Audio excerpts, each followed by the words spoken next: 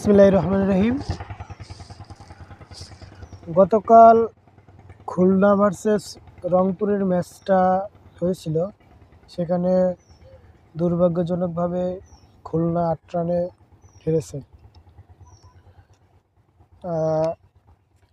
Last ৩ ওভারে দরকার ছিল ২২ রান, সেখান থেকে খুলনা সে রান করতে পারেনি। উল্টো আরও ৪টা উইকেট, সম্ভবত ৪টা উইকেট হারিয়েছে খুব দ্রুতই। কিন্তু হার জিত তো আসলে একটা থাকবেই, কিন্তু আমার কাছে মনে হয় যে শেষের ওভারে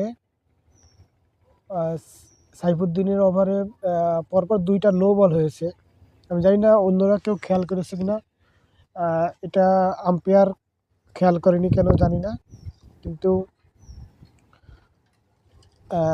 আমার মনে হয় ওই সময় নো বলটা একটু চেক দেওয়া উচিত ছিল আম্পায়ারের, আরও দায়িত্বশীলভাবে।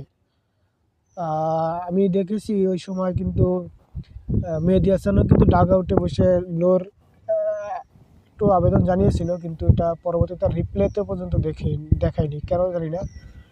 আমার মনে হয় এগুলো একটু আম্পায়ারদের সতর্কতার সহিত দেখা উচিত ছিল, কারণ ওই মুহূর্তে খুবই টার্নিং পয়েন্ট খুলনার জন্য।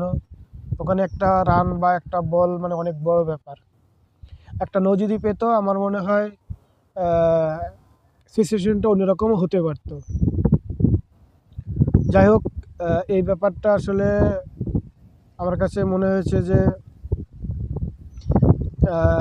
একটু পেশাদারিত্বের, আম্পায়ারদের পেশাদারিত্বের একটু ঘাটতি আমার কাছে মনে হয়। আর এটাই আর কি। ভালো থাকবেন সবাই।